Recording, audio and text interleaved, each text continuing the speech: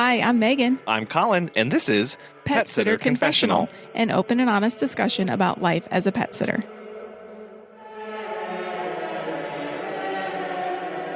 Hi, welcome to episode 169. Hello. Today is about being an introvert in business. We want to thank our awesome Patreon members and Pet Sitters Associates for sponsoring this episode. If you would like to learn more about helping us produce the show for just a few dollars a month, you can go to petsitterconfessional.com/support.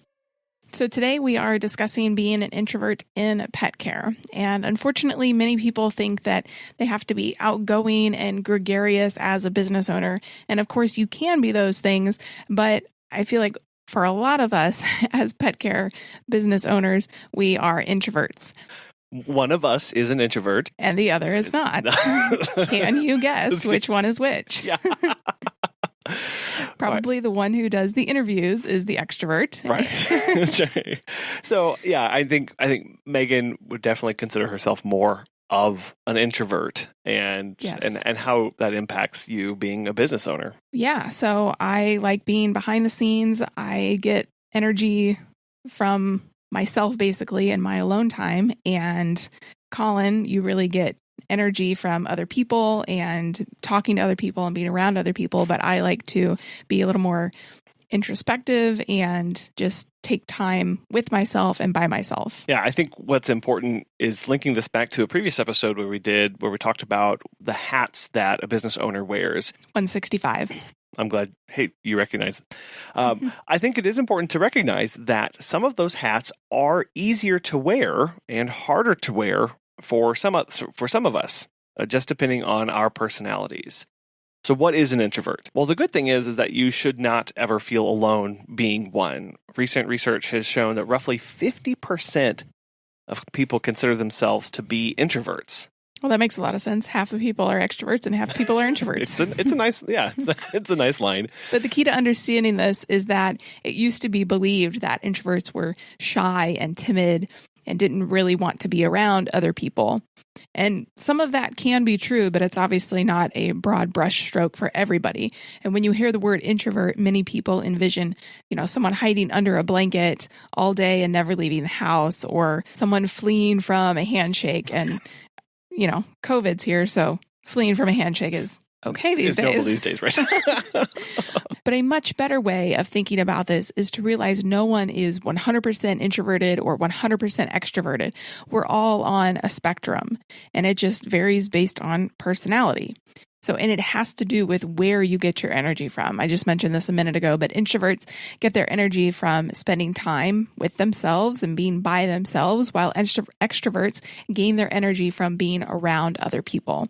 And many of these responses are biological in nature. So it's, literally how we're wired. It also is how we've grown up, and our parents or our aunts and uncles that we are around, grandparents. It's how they have connected with us and treated us. And so it's nature and nurture. So it's not about trying to be someone you're not. It's not obviously anything that we're going to be talking about today. We're actually going to be talking about the importance of embracing our strengths.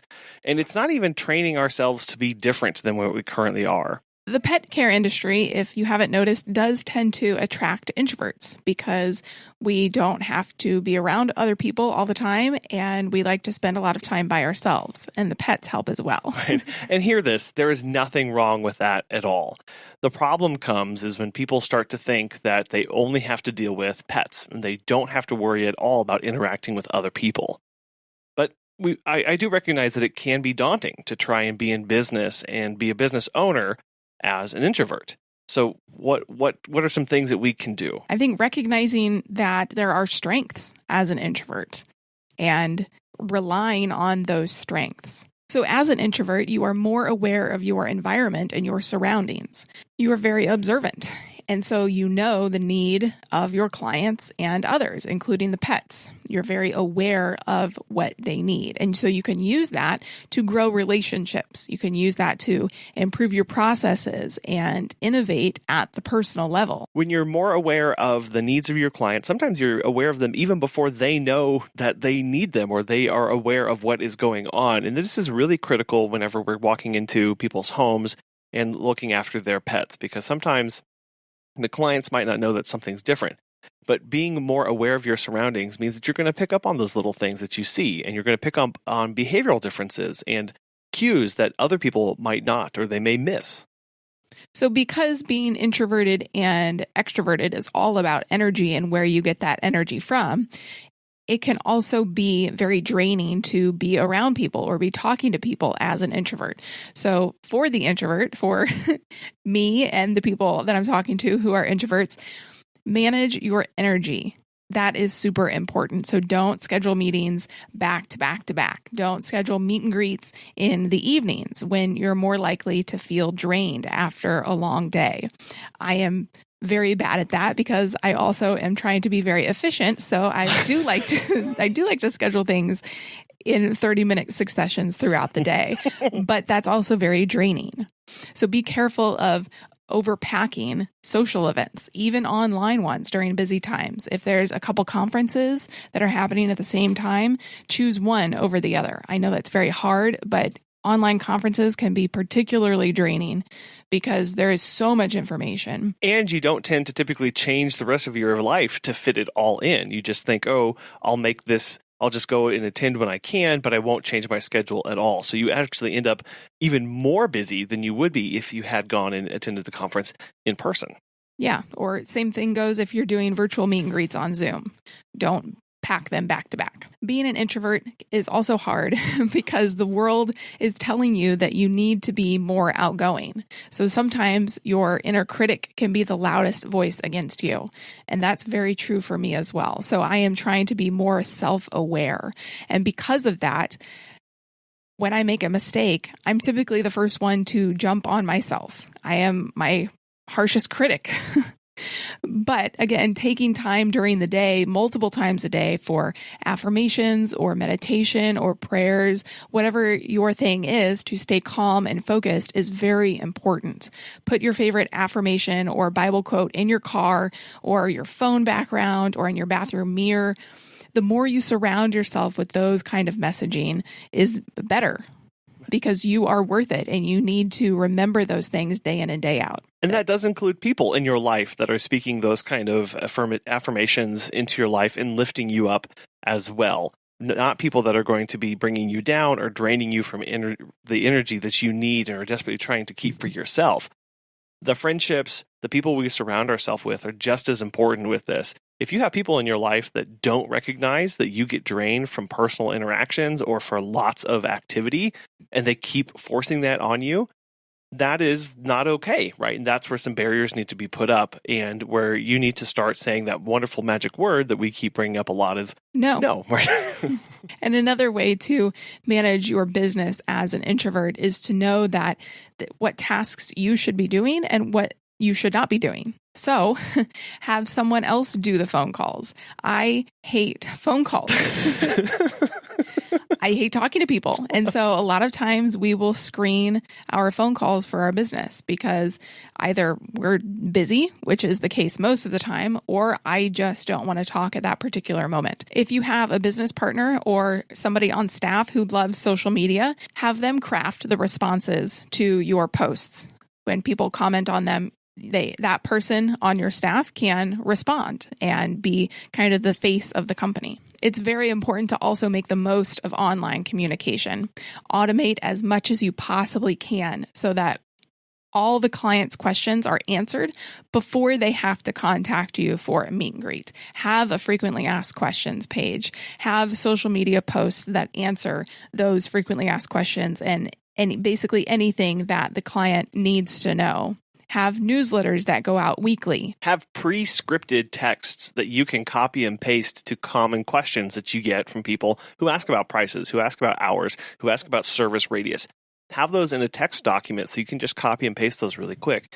Because again, when our energy is being brought down by these interactions that we're having with people who are asking things of us, there's a little bit of anxiety that goes into all of this. And so we're just trying to lower this bar as much as possible to whether that's automation, whether it's having prescriptive responses so that you aren't having to be caught in the moment struggling or dealing with those feelings and emotions when you are interacting with people. However, I will say that depending on who your ideal client is, if it's an old retiree who may not be on social media all the time, they're going to want to physically call you. Right. And I do think that we missed out on a client a couple weeks ago because we were not able to return her call. So if you're going after a particular demographic, just be aware that you might have to take phone calls. Well, and if that just seems like the worst thing ever, you could consider hiring an answering service to take all of your calls and give them the scripts and the text and information so that you never have to actually talk on the phone. Also, as an introvert, focus on the one-on-one relationship building, both with the clients and any staff or employees that you may have. So for me, if I'm in a group of 10, 15, 20 people, that is really draining, and I tend to become a wallflower and not really want to talk to anybody. But if I am in a one-on-one conversation or a one-on-two conversation, it allows me to open up a lot more and to be myself a little bit more. I can build a better relationship and talk to the person more deeply than I can in a room of 20 people. So schedule those staff meetings, schedule those meet and greets so that you can structure those for controlling how many people are in the room or how those interactions are going to go. And again, as I mentioned earlier, being around extroverts can be very draining. Even, I'm an extrovert, but getting a lot of extroverts in a room can be very, very taxing. So if you do find yourself being constantly drowned out by others, schedule time for you to talk, for you to present, for you to hold the floor in discussion so that you can have your moments, so that you're not a wallflower in these kind of interactions, so that you are able to have some space and allow others to respect that. We have the advantage here of our business has one extrovert and one introvert. Hello. So we're able to recognize what each other is good at, our strengths, our weaknesses, and we're able to come alongside each other and help each other when someone isn't sure of what to do or how to handle a situation. Right. And handing off those tasks that we recognize, oh no, it's not just that I'm terrible at this, it's that this other person is really good at it and they enjoy this, and that's what gets them energized. Yeah, like the interviews. I am not the best at interviewing people, but you are excellent at it, and that's why that works for the podcast here. Right. In our own business, I do not like doing the phone calls. You are great at talking to people on the phone. So we go figure. Yeah. But I get really drained by not being able to see people and not getting able to interact. So Megan likes doing a lot of the back end work, a lot of the crafting of the social media posts and all of that stuff that goes into it. So she is able to do that and really excel at it. So if you don't have a partner in your business, consider starting with a virtual assistant or investing in good software to start offloading some things. There are so many software programs out there, so many great ones, but it's automating as much as possible so that your client doesn't have to come to you all the time, or your potential client doesn't have to come to you all the time with questions that they have. Along with having a good software, it's also very important to have insurance. As pet care professionals, your clients trust you to care for their furry family members. Pet Sitters Associates is here to help. For over 20 years, they have provided thousands of members with quality pet care insurance. If you work in the pet care industry or want to make your passion for pets into a profession, you can take your career to the next level with flexible coverage options, client connections, and complete freedom in running your business. Learn why Pet Sitters Associates is the perfect fit for you and get a free quote today at PetsitLLC.com. You can get a discount when joining by clicking Membership Pet Sitter Confessional and use the discount code CONFESSIONAL at checkout to get $10 off today. Check out the benefits of membership and insurance once again at PetsitLLC.com. There are so many demands placed on a business owner these days. We have to, as we talked about, wear so many hats in this business. But you really have to take care of yourself. As an introvert, you are your best asset because you know yourself the best. You are a leader in your business and you can run your business however you want to, but you have to take time for yourself. I know I get recharged when I just lay down and take a nap or when I watch a show on Netflix or when I'm just outside taking a walk. It is so nice to be by myself. No offense, Colin. None taken. We've been at this for a few years. I get it. Yeah. When you literally feel exhausted after multiple interactions and moving from client interaction to client interaction, you time is even more important. I think it's also hard to see ourselves as a salesperson. As an introvert, I don't necessarily want to be broadcasting my services everywhere or telling people the price of my services. That's very hard because I don't like putting myself out there. Right. Well, even I, an espoused extrovert, hate seeing myself as a salesperson. I can honestly say that I hate having to tell others about my services and explain what we do to people. It's almost the worst part of this. I know there are some days dealing with like runny poop diarrhea in the rain. That would probably be almost on par with having to sell yourself. Good stuff. But it just seems so burdensome and intimidating. So for me, at least, what is important to do is to stop viewing it as sales and start viewing it as building relationships.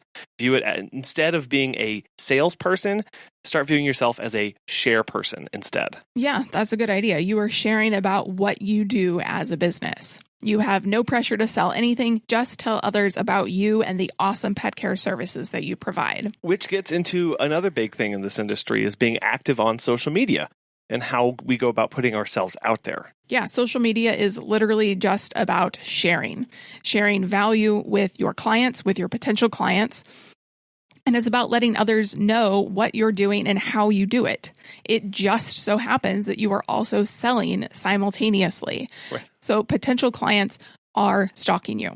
We get told this a lot. Oh, I didn't need a pet sitter, but I followed you for the past 6 months and just love your post. Right. Yeah.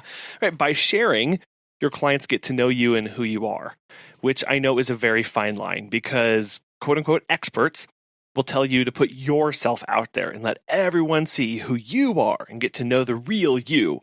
Which, as an introvert, that sounds just exhausting. Yeah, well, because even though social media is really just a one-way conversation, it is hard to put yourself out there all the time. But there is an empowering part to this, and it's you get to decide how much you put out there. You know, we are actually pretty private people. We're careful about sharing photos of our kids online, and we have separate personal and business social media accounts. Right. I'm just an example. I'm terrified of heights, and I have yet to see how sharing that to our clients would get anybody to hire me. And I'd be very confused if that was the one thing that pushed them over the edge into booking our services.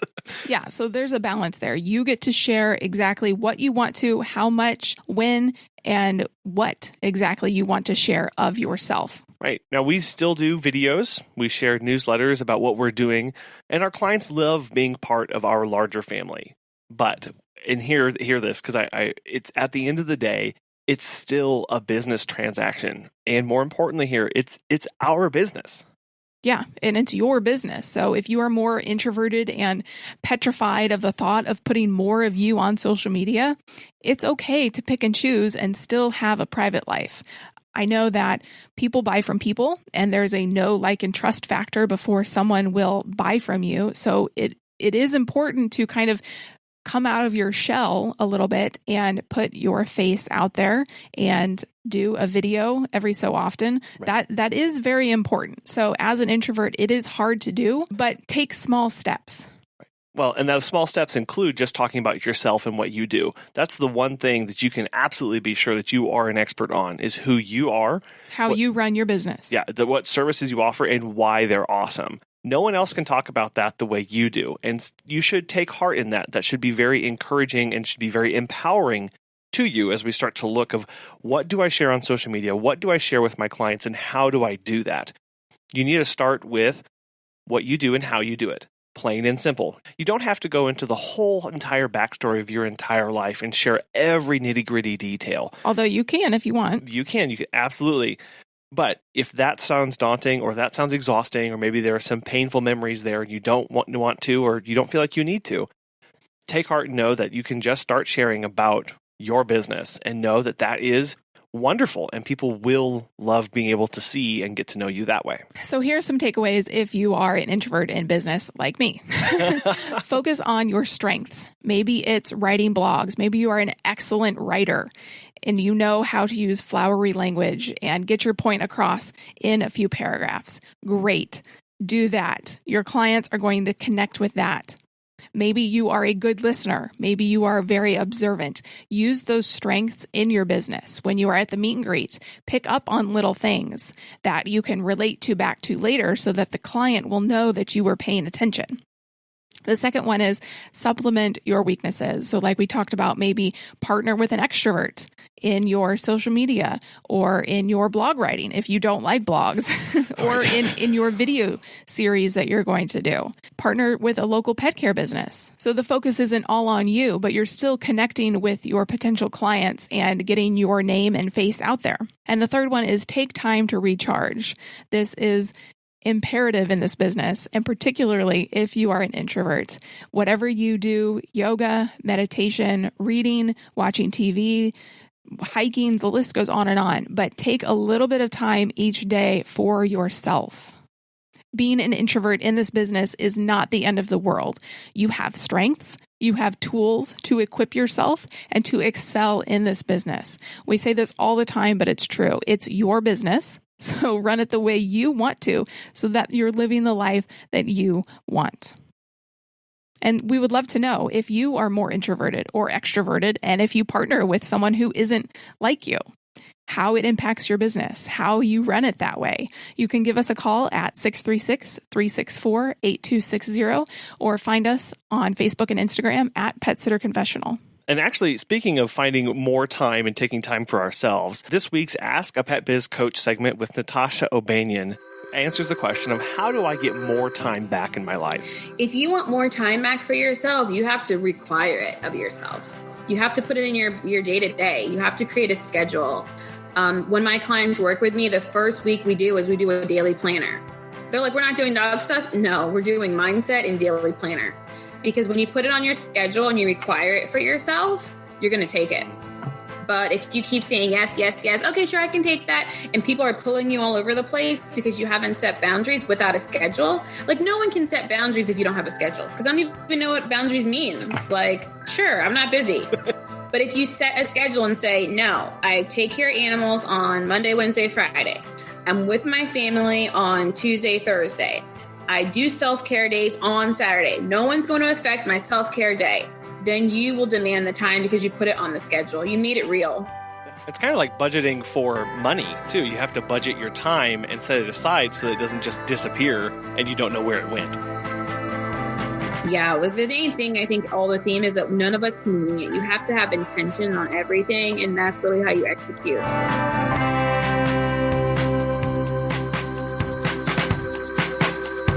Natasha not only runs her own awesome dog walking business, but she is a pet business coach as well. And if you would like her to coach you through your pet business, you can go to startscalesale.com and use the code PSC20 for 15% off her coaching. We want to thank Pet Sitters Associates for sponsoring this week's episode, as well as our amazing Patreons for supporting us and for encouraging us to keep going. We really do appreciate all that love and all of that support. And if you are a Patreon member, we are working on some awesome new things in the few months. Yes. in the coming months. Right. That will be for Patreon members only. Don't worry. The show is not going anywhere. We're not changing up the format or anything like that. We are just trying to add some more bonuses for becoming a Patreon member. So we're looking forward and really excited to get those announced soon. And as always, we thank you so much for taking your most valuable asset, your time, and listening to us today. Thank you so much. Join us next time. Thank you.